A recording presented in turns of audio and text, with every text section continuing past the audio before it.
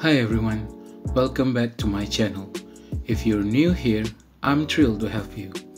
In today's episode, we're diving into a topic that might hit close to home for some of you, Tang aggression. Specifically, I'm going to share a personal experience I had with my yellow-eyed tang and how it impacted my reef tank. So, recently, my yellow-eyed tang exhibited some aggressive behavior that ended up being pretty destructive. Unfortunately, I found my newly added spot-tailed blenny stuck in one of my surface skimmers. The tang had killed him. It was devastating to see, but it's a reminder that reef tank fish aggression is a real issue that can have serious consequences. What exactly is reef tank fish aggression about? It's when certain fish in your tank display territorial or competitive behaviors, and here are common signs to watch for. Number 1. Chasing. Aggressive fish may chase other fish around the tank, particularly targeting weaker or smaller individuals. Number 2. Nipping fins. Aggressive fish might nip at the fins of other fish, causing frayed or damaged fins. Number 3. Flaring. Most of the saltwater species, like surgeonfish, will flare their fins and paddling their tails to appear larger and more intimidating when they feel threatened or aggressive. Number 4. Territorial behavior. An aggressive fish may become highly territorial, especially in a crowded tank, guarding a specific area and attacking any fish that come near it. Number 5. Biting. Direct biting or attacking when the aggressive fish physically harms others is a clear sign of aggression. Number 6. Stress or injured tank mates. If you notice other fish showing signs of stress, example, hiding, rapid breathing, or physical injuries, this could be due to an aggressive fish. Last but not least, number 7. Food aggression. Some fish become aggressive during feeding time, bullying others away from the food.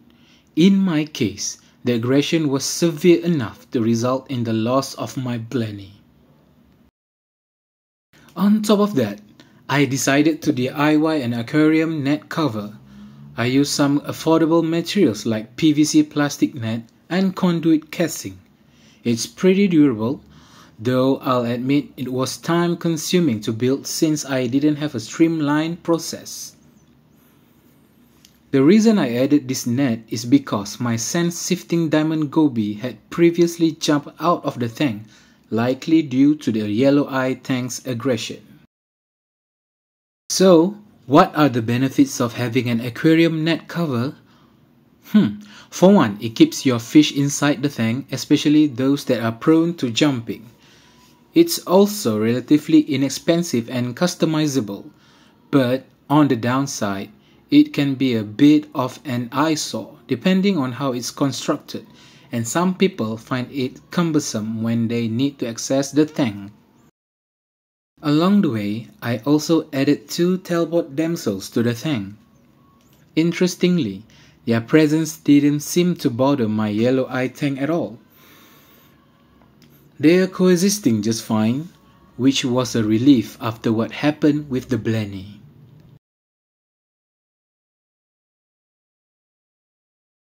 After the unfortunate loss, I decided to try again and bought a new spot-tailed blenny, one of my favorite fish. I also picked up 2 spot gobies to replace my diamond goby. As expected, the blenny quickly found a hiding spot. This is a typical behavior for small fish entering a new environment. They seek out safe spaces to acclimate. The 2 spot gobies, on the other hand, look awesome with their distinctive markings. Fun fact, they are sometimes called crab eye gobies due to their eye spots, which resemble a crab's eye and help deter predators.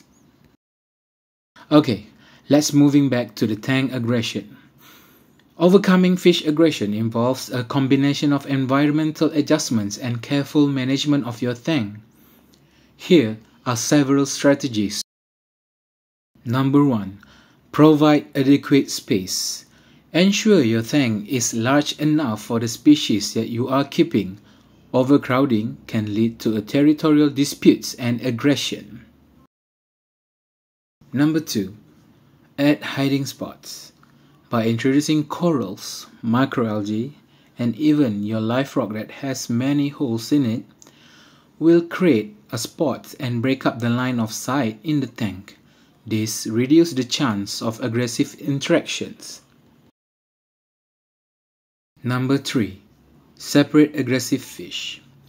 If a particular fish is consistently aggressive, consider isolating it in a separate tank or sectioning off a part of the tank with a divider. Number 4. Introduce fish simultaneously. If adding new fish, try to introduce them all at the same time. This prevents any one of fish becoming overly territorial. Number 5. Choose compatible species. Research the temperament of fish species before adding them to your tank.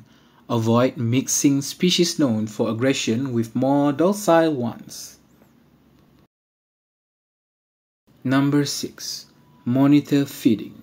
Feed your fish in multiple locations to reduce competition for food. Aggressive behavior can be heightened during feeding times, so spreading out the food can help. Number 7. Adjust lighting. Sometimes dimming the lights can reduce aggression as it makes fish feel less exposed and reduce stress.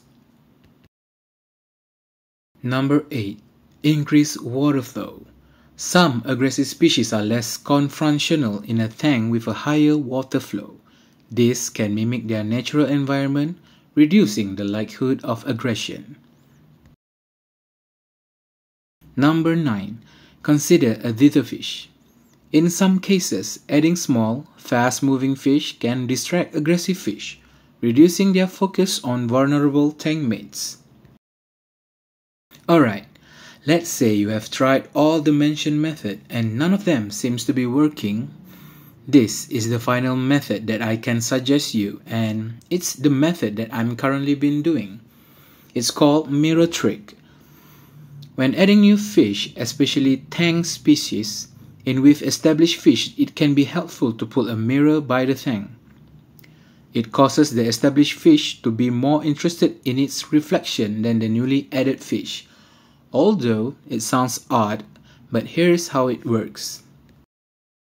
If you place a mirror against the side of the tank, so the aggressive fish can see its reflection, thus, by making that, it triggers the fish's territorial behavior. The fish will often perceive its reflection as another rival fish and will display aggression towards it by flaring its fins, attacking, or exhibiting other aggressive behaviors. If the trick works, you'll notice some aggression reduction toward tank mates. While the fish is occupied with its reflection, it temporarily forgets about its aggression toward other fish in the tank. So there you have it, one final method that I believe is going to solve my fish aggression.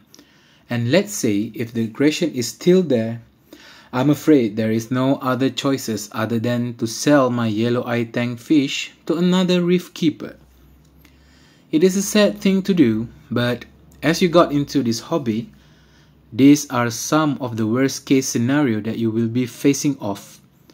Although I cannot promise much, I'll probably going to update the outcome after a week of using this trick, and we will see how it goes. Alright, it's been over a week now, and I'm happy to report that the yellow-eye tank's aggression has significantly decreased. It doesn't bother the blenny as much anymore, though it occasionally checks to see if the blenny is eating something. Probably because I've cut down on fish food to encourage natural algae scavenging. Unfortunately, not everything went smoothly. My two-spot goby passed away. I suspect it was due to illness despite being sold as healthy. This experience taught me a valuable lesson. It's always better to buy fish offline where you can see them in person.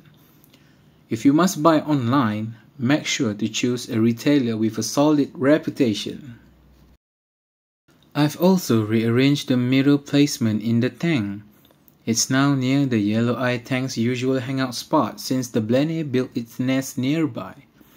So far, everything looks good.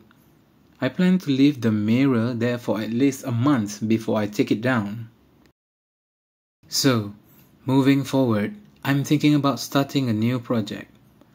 Since my Nano macroalgae tank isn't thriving, I've decided to set up 2 new reef tanks, one dedicated to coral and the other to macroalgae. I'll convert my current Nano tank into a quarantine tank for new fish and inverts. Even though the new tanks will be separate, they'll be sharing the same sump tank. This will make nutrient export more efficient and keep both tanks in balance. Alright, I think that's all for today's update. I hope you found this video helpful, especially if you're dealing with fish aggression in your own tank. If you like this video, please hit the subscribe button and stay tuned for more updates. Thank you for watching, and as always, happy reefing.